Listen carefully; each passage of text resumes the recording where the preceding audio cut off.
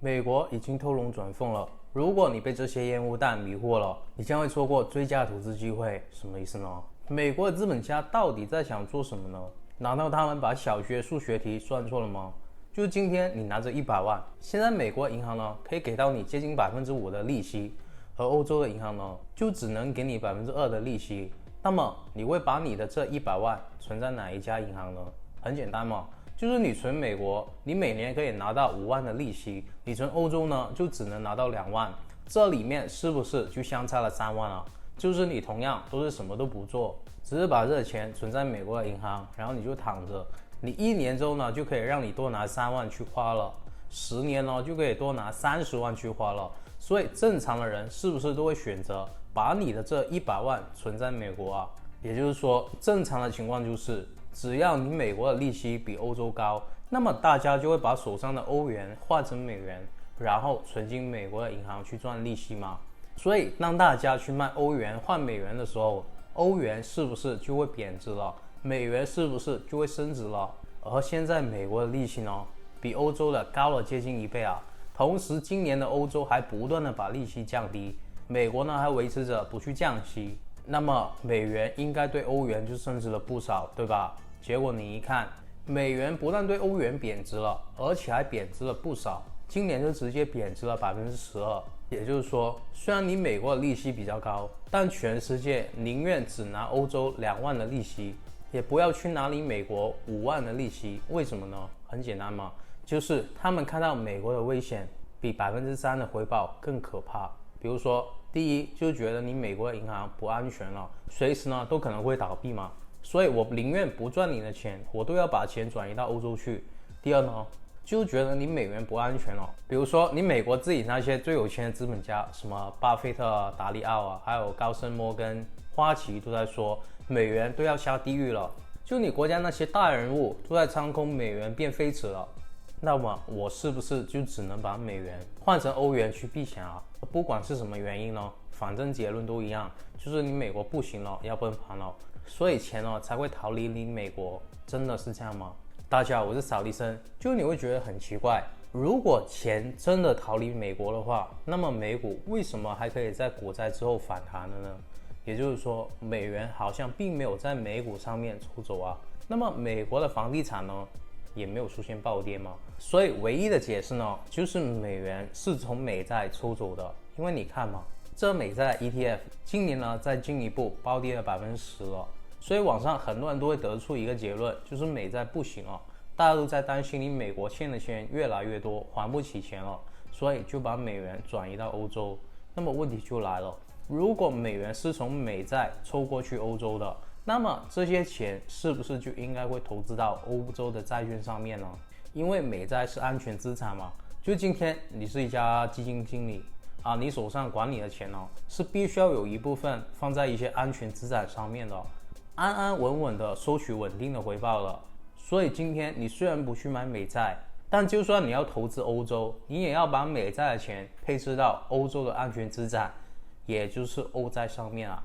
但是你无论是看这个德债、法债，还是脱钩的英债，它都不怎么涨的，还是没有人去买的。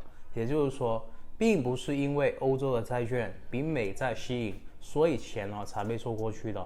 而你会发现，无论是法国、德国，甚至是英国的股市，今年1月自从美元暴跌开始，都创下了新高了。所以是不是说美债的钱其实是流到欧洲的股市上面呢？也就是说，难道大家现在都觉得欧洲的股市比美国的债券更安全了吗？就是欧洲的高风险资产，既然现在都比美国的低风险资产更安全了吗？难道这些资本家都觉得，自从俄乌打起来到现在，欧洲以前那些便宜的天然气和石油都没有了，还有以前便宜的劳工都没有了，但是这个欧洲的经济呢，依然还是可以吊打美国呢？就觉得欧洲的汽车可以反杀特斯拉呢？好像也不是啊，因为美国的表现比这欧股还要好啊。那么真相到底是什么呢？如果我告诉你，无论是利率游戏的死亡悖论，还是资金流向的鬼影迷踪，这些诡异的金融现象都只是烟雾弹，目的呢就是要制造美国不行的表象，从而呢去掩盖美国已经偷偷撒钱，并且找到新吸水报的秘密。什么意思呢？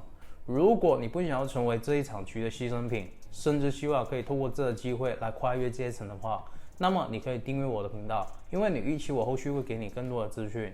而如果你怕自己听完以后就忘了，等于浪费了你的时间了，那么你可以为这部影片点赞，这样影片就会自动的存在你的播放列表里面，让你随时可以回来跟着去做。首先，美元贬值是不是就代表美国的钱已经转移到欧洲，甚至是日本、台湾呢？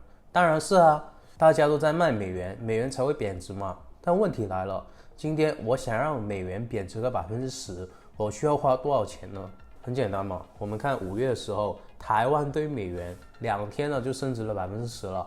那么花了多少美元呢？只有不到80亿美元。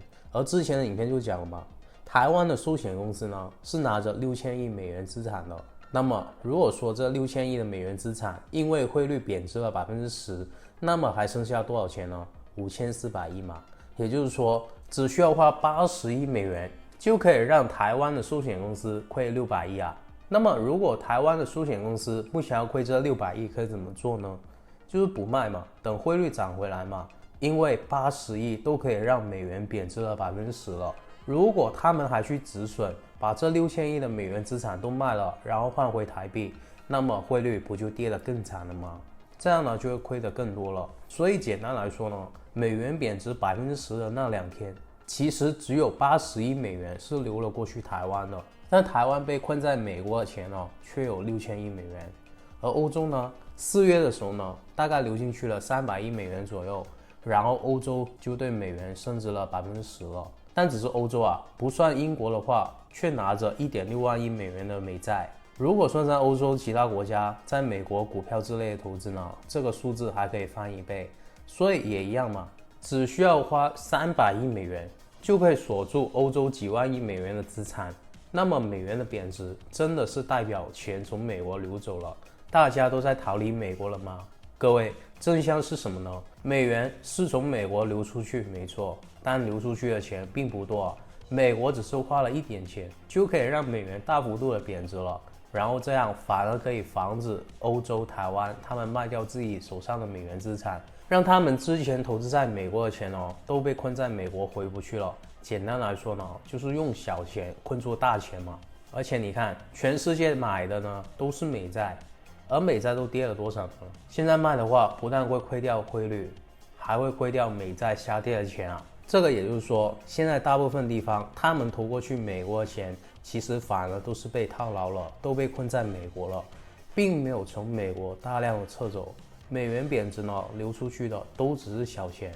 但是有一点可以确定的是，美元虽然没有被大量的卖出，但也没有大量的外资在买美元嘛，不然美元是不可能贬值的嘛。那么美股反弹的钱从何而来呢？你会发现最诡异的金融现象出现了。这图呢是美国的货币供应，就是美国市场上面有多少钱嘛。如果这条蓝色线往上走，就代表美国的钱变多嘛。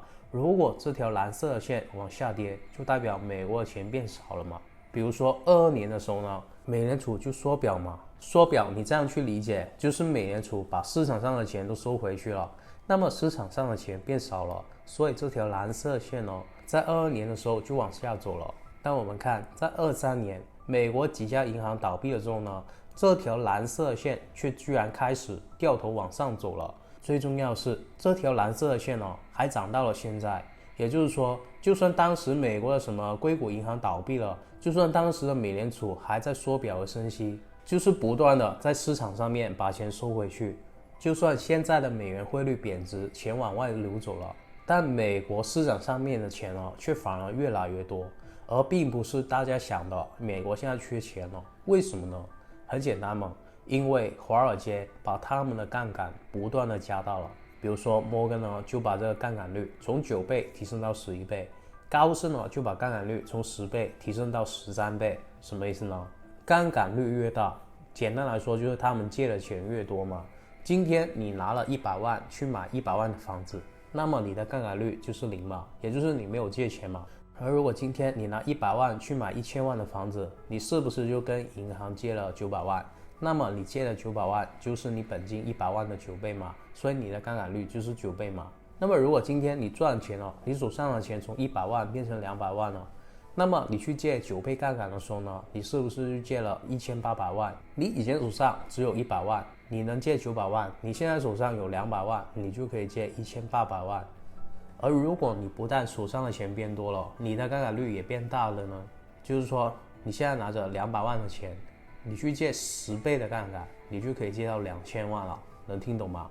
所以比如说这个高盛，虽然他只是多赚了300亿美元，但是他却因为加大了杠杆率，然后就可以多借了6000亿美元。也就是说，美国国内的钱不断变多的原因，就是因为美国华尔街的这些金融机构，他们从23年开始就不断的加大这个杠杆率，不断去借钱，不断的让自己手上的钱变多。那么问题来了，他们借这么多钱做什么呢？现在美国的利息都这么高了，还借这么多钱，难道不用还吗？而且现在的美国监管机构还准备通过让他们再加大杠杆率，让他们再多借一点钱，为什么呢？各位你去思考一下，刚才说了，全世界资产都被套牢在美国嘛，尤其是之前股灾的时候，无数人不但股票亏钱了，汇率还亏钱了。那么这些人会不会走呢？不会走了。就是今天你拿台币换了100万美元，我不管你买了多少只股票，赚了多少钱，你这100万就要先交10%的汇率税，那你走不走？大部分的人都会不甘心嘛，想要等美元的汇率涨回去才走的。那这就跟开赌场一样了，只要那些赌徒一天不走，就算我赌场现在出了1亿给他，但是最后那个赌徒还是会把钱输回来的。同样的道理，今天全世界的钱都被困在美国了，也就是说，我不用担心有大量的资金出来抛售资产。而如果资产没有人去卖，那是不是就是说我只需要花一点钱去买，就可以很轻松的把资产的价格推上去呢？很简单嘛，今天一只股票在100块的时候，有1万个人想要去卖，那么我是不是就要花100万把这1万个人的股票都给买了，我才可以把股价推高到101块呢？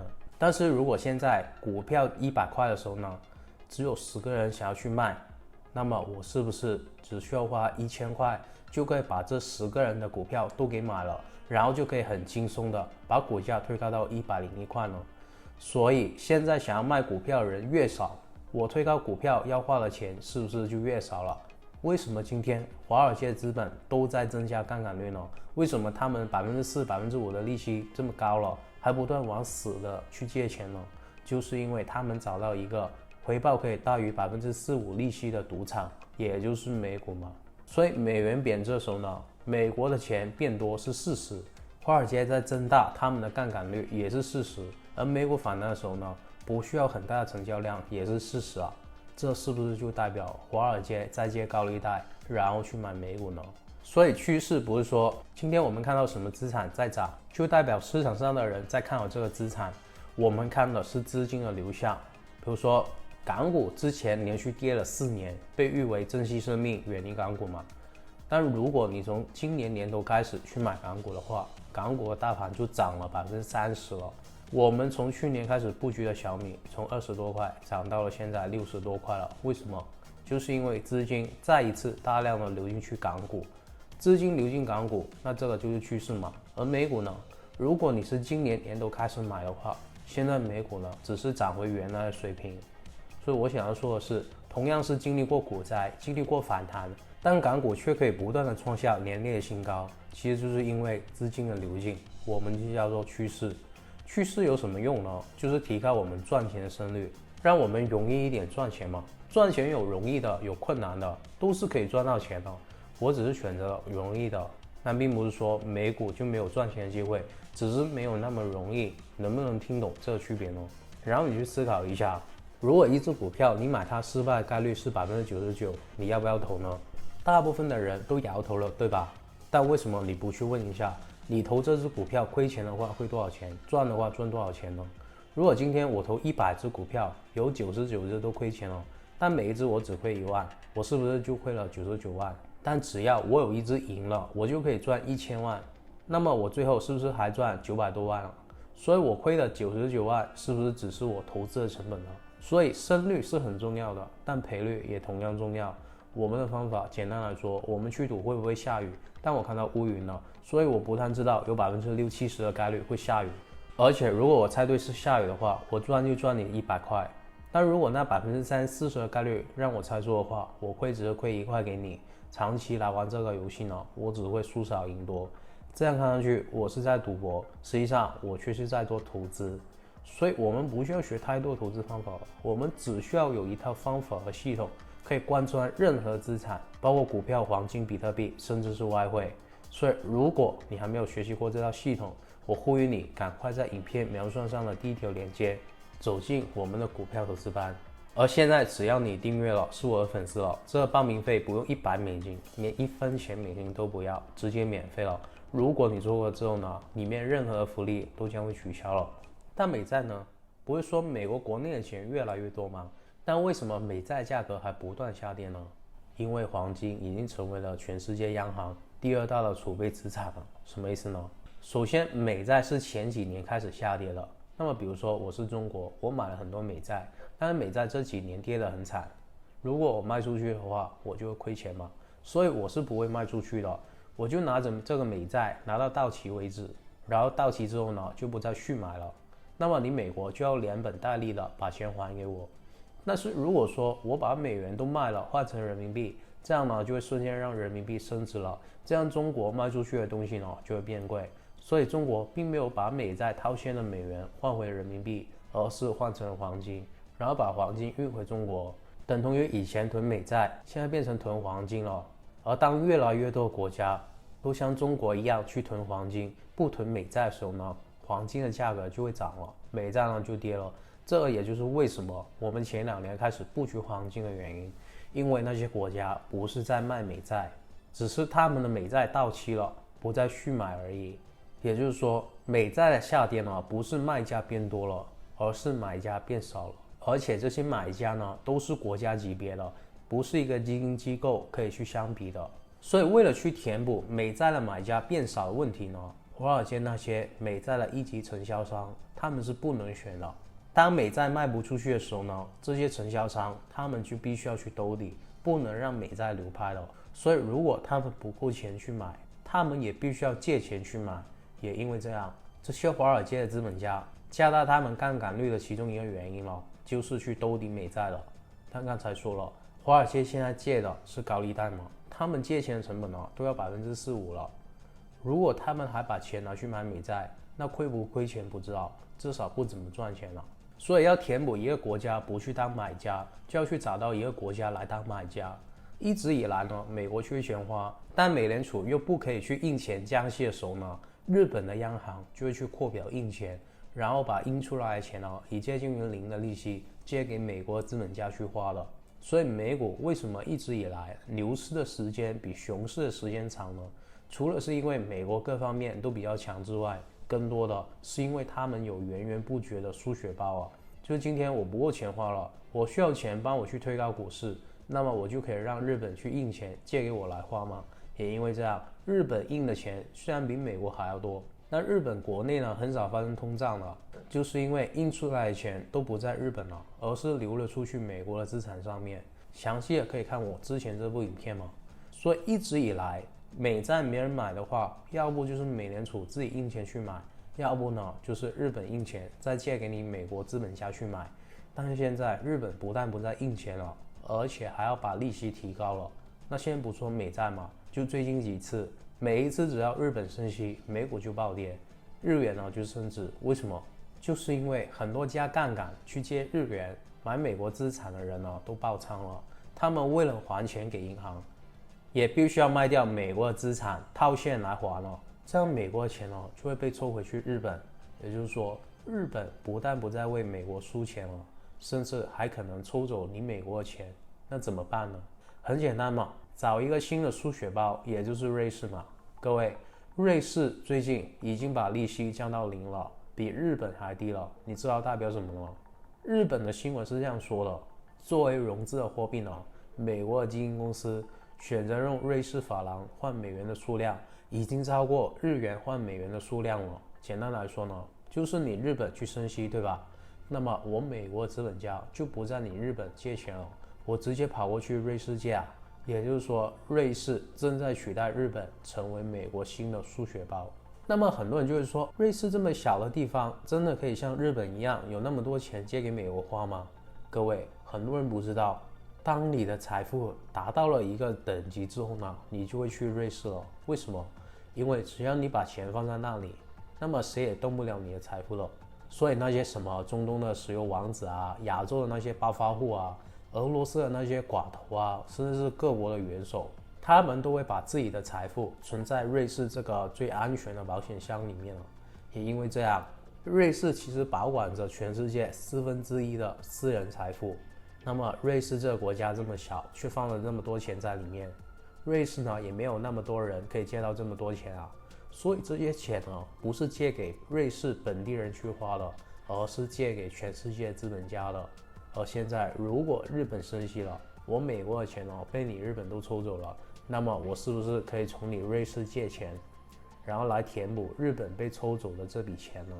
简单来说呢，首先全世界的富豪都会把钱存到瑞士银行嘛，但如果美国现在缺钱花了，美国资本家就可以在你的瑞士以接近于零的利息，把你那些富豪的存款都借走了，也就相当于全世界富豪的钱呢，都变成了美国的数学包了。大家看这个图嘛，今年一季度呢，美国在瑞士发行的债券已经比以前高了几倍了。这也就是说，美国已经在瑞士抽钱了。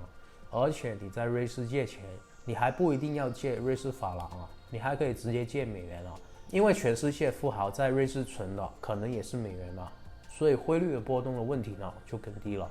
也就是简单来说呢，23年开始美国的升息已经把全世界无数的钱就吸引过去了美国，所以现在为了防止这些钱流走，现在反而需要花一点钱来让美元贬值，这样就可以把全世界的钱困在美国。而美股想要往上走，或者是美债想要有人来接盘呢，就要看美国的钱会不会变多了。